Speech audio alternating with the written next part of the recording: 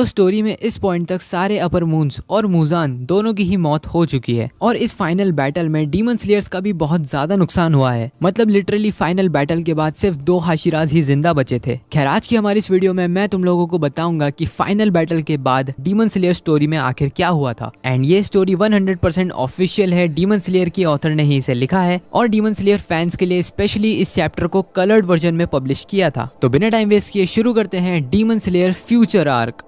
तो time skip के पहले हमें दिखाई जाती है एक झोपड़ी जहां पर तांजीरो, जेनित्सु, नेजुको और इनोस्के सारे लोग साथ में रहते थे। और उसके बाद हम लोग देखते हैं एक टाइम स्किप। हम देखते हैं एक फुल्ली मॉडर्नाइज्ड और डेवलप्ड सिटी को। ये टाइम स्किप लगभग 3 जनरेशंस के बाद का है, यानी कि 100-150 साल के आसपास। हम लोग सबसे पहले देखते हैं एक 16 साल के लड़के को जिसका नाम है कनाटा कमाडो, जो कि तांजीरो कामाडो का डायरेक्ट डिसेंडेंट है। कनाटा जो कि अपने घर में सबसे बड़ा बेटा है, वो अपने छोटे भाई सुमी हिको कमाडो को जगाने की कोशिश करता है, जो कि एक्चुअल में उसका छोटा भाई है, लेकिन वो एग्जैक्टली तांजीरो की तरह दिखता है। कनाटा अपने छोटे भाई से बोलता है कि जल्दी से उठ जाओ वरना आज तुम स्कूल के लिए लेट हो जाओगे, जिस पर सुमी हिको जो कि छोटा भाई है वो कहता है कि मैं बिल्कुल जागा हुआ हूँ, जबकि वो पूरी तरीके से नींद में था। ये सुनते ही कनाटा अकेला ही स्कूल चला जाता है क्योंकि सुमी हिको अब 15 साल का हो गया था और वो कोई बच्चा नहीं है। जिसके बाद हम लोग देखते हैं हमारे फेवरेट जेनित्सु का फ्यूचर का घर, जो कि टोक्यो में था। वैसे ये सारे इवेंट्स टोक्यो में ही हो रहे हैं, तो हाँ टोक्यो में। हम लोग देखते हैं जेनित्सु के डायरेक्ट डिसेंडेंट योशितेरु अगात्सुमा को, जो कि उसके ग्रेट ग्रैंडफादर जेनित्सु की ऑटोबायोग्राफी पढ़ रहा था। तो बेसिकली तुम लोगों को पता ही होगा कि जेनित्सु ने फाइनल फाइट में डीमन स्लेयर मार्क अनलॉक नहीं करा था, तो वो 25 साल से ज्यादा जिया था और इसी वजह से उसने खुद के ऊपर एक ऑटोबायोग्राफी लिखी थी, जिसमें उसने खुद को प्रोटैगनिस्ट बनाकर जितने भी डीमन से रिलेटेड इवेंट्स हुए हैं उन सभी को उस बुक में लिखा है। फिर योशितेरु जो कि जेनित्सु का ग्रेट ग्रैंडसन है, वो उस ऑटोबायोग्राफी को पढ़कर खत्म करता है और रोने लगता है क्योंकि उसने अभी अभी फाइनल फाइट खत्म करी थी मुजान के साथ और फाइनल फाइट के दौरान जितने लोग मरे थे शायद उसकी वजह से वो काफी ज्यादा इमोशनल हो गया था। और तभी उसकी बड़ी बहन तोको आकर उसे लात मार देती है और उसके छोटे भाई से बोलती है कि तुम अपने दादाजी की झूठी कहानी को फिर से पढ़ रहे हो, क्या तुम्हें इतनी छोटी सी चीज समझ में नहीं आती कि डीमन जैसी कोई चीज नहीं होती। तो यहाँ पर हम लोग देख सकते हैं कितनी बड़ी आयरनी हो रही है। जेनित्सु की ग्रेट ग्रैंड डॉटर को यकीन ही नहीं है कि ऐसा कुछ हो भी सकता है, लेकिन हमें यहाँ पर एक बहुत ही कमाल की चीज पता चलती है कि फाइनल फाइट के बाद जेनित्सु और नेजुको दोनों की शादी हो जाती है और उन्हीं के डिसेंडेंट्स हैं ये दोनों, योशितेरु और तोको। और कोई भी तोको को देखकर बता सकता है कि वो एग्जैक्टली नेजुको जैसी दिखती है। फिर तोको अपने छोटे भाई योशितेरु को डांटते हुए बोलती है कि उसे पढ़ाई पर ध्यान देना चाहिए और ये सब फालतू की चीजों में दिमाग नहीं लगाना चाहिए। फिर योशितेरु और तोको दोनों अपने हाई स्कूल जाते हैं, जहाँ पर रास्ते में योशितेरु सोचता है कि हमारे घर में सारी लड़कियां बहुत ही ज्यादा शांत और काम नेचर की है, लेकिन तोको बहुत ज्यादा ही गुस्सैल है। फिर तोको अपने फोन में न्यूज देखती है और वो अपने फोन में न्यूज में देखती है कि फाइनली तेन्मा उजुई ने जिम्नास्टिक्स में जापान के लिए गोल्ड मेडल जीत लिया है और तोको उसे बहुत ही ज्यादा एडमायर करती है। बिल्कुल वैसे यार जैसे आजकल की लड़कियां के पॉप को एडमायर करती है। वैसे मुझे बताने की जरूरत तो नहीं है कि तेन्मा उजुई किसका डिसेंडेंट है। ऑब्वियसली यार फ्लैशी चैड तेनगेन उजुई का डिसेंडेंट है, जिस पर योशितेरु बोलता है कि तेन्मा उजुई बहुत ही ज्यादा एटीट्यूड वाला बंदा है और इसीलिए ये गोल्ड मेडल डिजर्व नहीं करता। जिस पर तोको गुस्सा होते हुए बोलती है कि वो इतना अच्छा दिखता है कि उसे सिर्फ लुक्स के लिए ही गोल्ड मेडल दे देना चाहिए। और तभी योशितेरु की नजर पड़ती है दूसरी न्यूज पर। वो तोको का फोन उसके हाथ से ले लेता है और देखता है कि एक बहुत ही सुंदर दिखने वाला लड़का जो कि बोटैनिस्ट है, उसने एक बहुत ही रेयर फ्लावर को डिस्कवर करा है और वो फ्लावर है ब्लू स्पाइडर लिली, जो कि मुजान अपने हजारों सालों की लाइफ में डिस्कवर नहीं कर पाया। इस बंदे का नाम है आओबा हाशिबिरा, जो कि इनोस्के का डायरेक्ट डिसेंडेंट है। और यहाँ पर हमें पता चलता है कि इनोस्के और आओई कानाजाकी की शादी हो जाती है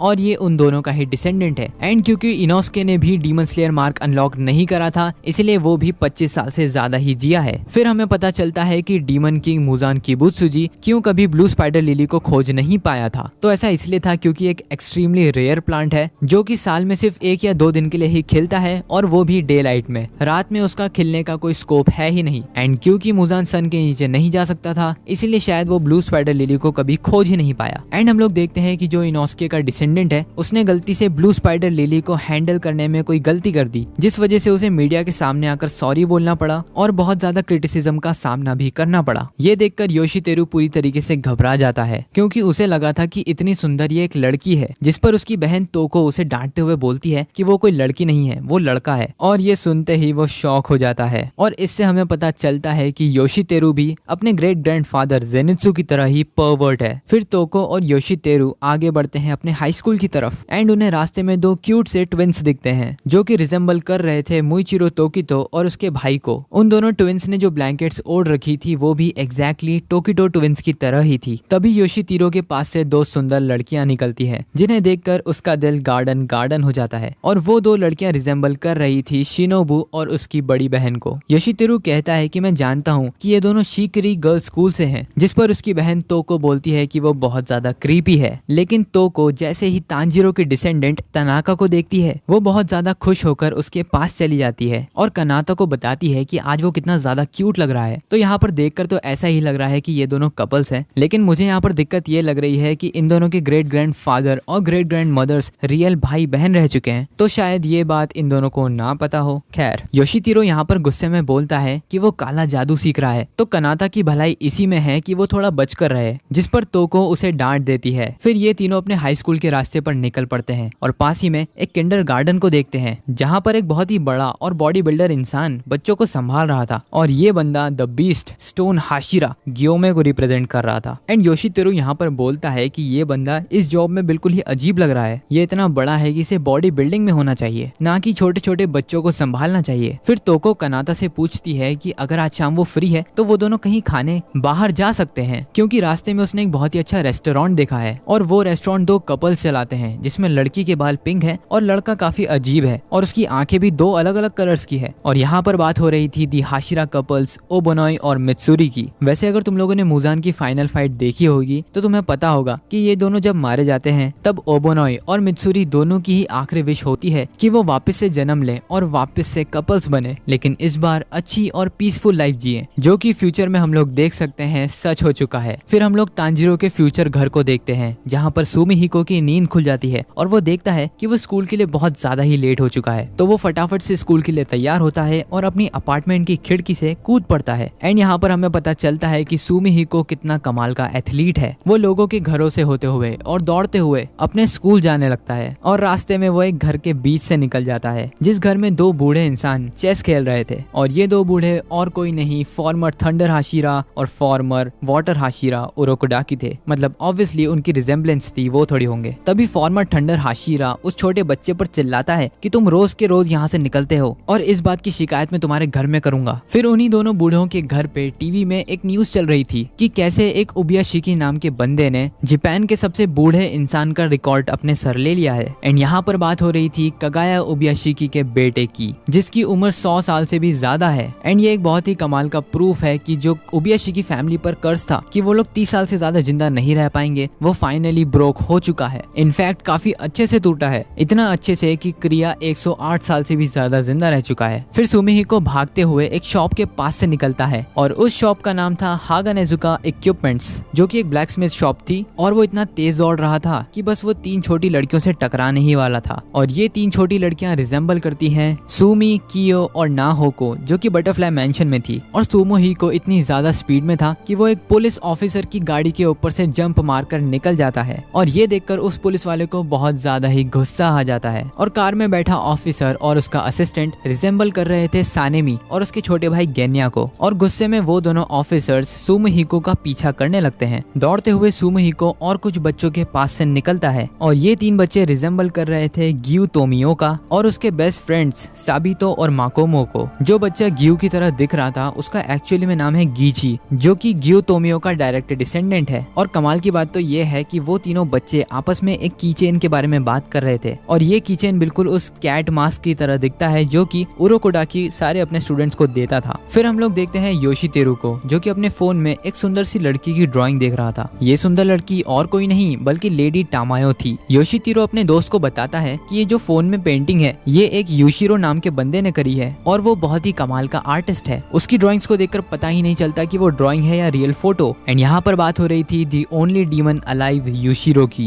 एक्चुअली एक्चुअली में तांजीरो ने आखिरी बार यूशिरो से बोला था कि प्लीज वो हमेशा जिंदा रहे, क्योंकि सिर्फ तुम ही हो जो कि लेडी टामायो को अपनी मेमोरीज में जिंदा रख सकते हो। और यही वो कारण था कि यूशिरो नहीं मरता है और खुद को एज अ आर्टिस्ट आइडेंटिफाई करता है। फिर हम लोग देखते हैं सुमिहिको को, जो कि अपनी स्कूल की तरफ और तेजी से भागता है एंड तभी वहाँ पर तोजुरो नाम का उसका दोस्त आ जाता है, जो कि रिजेंबल कर रहा था रेनगोकू को। हालांकि वो रेनगोकू का ही ब्लड है, क्योंकि वो रेनगोकू के छोटे भाई का डिसेंडेंट है। तोजुरो और सुमिहिको दोनों ही स्कूल की तरफ बढ़ने लगते हैं। सुमिहिको यहाँ पर बोलता है कि मुझे तो यकीन ही नहीं हो रहा कि तुम भी लेट हो, जिस पर कोजिरो बोलता है कि मैं कल रात 4 बजे तक जागा था और प्रैक्टिस कर रहा था और इसीलिए आज सुबह मेरी नींद खुली ही नहीं। वो तो मेरे डैड ने मुझे चांटा मारकर उठा दिया, वरना मैं तो उठता भी नहीं। एंड इस बंदे से बिल्कुल रेनगोकू वाली एनर्जी वाली वाइब्स आ रही है। तभी वहाँ पर पुलिस की कार आ जाती है, जिसमें ऑफिसर सुमिहिको को बोलता है कि रुक जाओ लड़के, लेकिन वो दोनों रुकने की जगह अपनी स्पीड को और भी ज्यादा बढ़ा देते हैं। फिर क्योजिरो बोलता है कि तुम्हें केंडो क्लब को ज्वाइन करना चाहिए। मुझे पूरा यकीन है जैसे ही तुम उस क्लब को ज्वाइन करोगे तुम उसके टॉप प्लेयर बन जाओगे, क्योंकि तुम एथलेटिक्स में सबसे टॉप पर हो। जिस पर सुमिहिको मना कर देता है, क्योंकि वो नहीं चाहता था कि क्लब की वजह से उसके सोने के टाइम में कोई रुकावट आए। पुलिस ऑफिसर बार बार हॉर्न बजाते हैं और उन्हें चिल्लाकर रोकने की कोशिश करते हैं, लेकिन वो दोनों बच्चे आपस में इतने मगन थे कि वो दोनों पुलिस ऑफिसर्स को सुनते भी नहीं है। तभी वो दोनों अपने स्कूल पहुंच जाते हैं और एक टीचर जो कि बिल्कुल ही डीमन स्लेयर मुराता की तरह दिख रहा था, वो टीचर चिल्लाते हुए बोलता है कि जल्दी से गेट्स लगा दो, उन दोनों बच्चों को स्कूल के अंदर आने मत देना। जिस पर सुमिहिको बोलता है कि हम दोनों आराम से क्रॉस कर लेंगे और क्योजिरो बोलता है बिल्कुल सही कहा। और टीचर के गेट लगा देने के बाद भी उस गेट के ऊपर से दोनों जंप कर कर अंदर चले जाते हैं। और तभी वो दोनों पुलिस ऑफिसर्स की गाड़ी रुकती है और वो दोनों मुराता जैसे दिखने वाले टीचर को रोकते हैं और बोलते हैं कि हमें आपसे कुछ बात करनी है। एंड यहाँ पर हमें क्लासिक सानेमी का गुस्से वाला फेस देखने को मिलता है। फिर एक सीन शिफ्ट होता है इनोस्के के डिसेंडेंट पर, जो कि मन ही मन सोच रहा था कि मुझे सिटी में रहना बिल्कुल पसंद नहीं है, कितना अच्छा होता अगर मैं माउंटेन्स में अकेला रहता। फिर एक फोन कॉल जाता है तांजीरो के फ्यूचर घर में, जहाँ पर सुमिहिको की मॉम उस फोन को उठाती है और दूसरी तरफ से स्कूल के टीचर्स उन्हें समझाते हैं कि उन्हें अपने बेटे को डांटना चाहिए, वो बहुत ज्यादा ही मस्तीखोर है, और उन्हें बताते हैं आज के इंसिडेंट के बारे में। यहाँ पर सुमिहिको की मॉम उन सभी से माफी मांगती है एंड उनके साइड ही में लगी दीवार पर जितनी भी फोटोज लगी थी हमें उनका क्लोजअप देखने को मिलता है। हम देखते हैं कि उन फोटोज के नीचे एक कटाना रखी थी जिसमें रेनगोकू का हिल्ट भी लगा हुआ था, और ये ब्लैक नेचर इन स्वॉर्ड और किसी की नहीं बल्कि तांजीरो कामाडो की थी। उस ब्लेड के जस्ट ऊपर एक फोटो लगी हुई थी जिसमें फाइनल फाइट के सारे सर्वाइवर्स साथ में आकर फोटो खिंचवाते हैं, और ये फोटो काफी ज्यादा पुरानी हो गई थी। उस फोटो की साइड में हम लोग देखते हैं हानाफुदा इयररिंग्स एंड इसी पैनल के साथ चैप्टर खत्म हो जाता है। एंड इस कमाल के पैनल के साथ जिसमें सारे फाइनल फाइट सर्वाइवर्स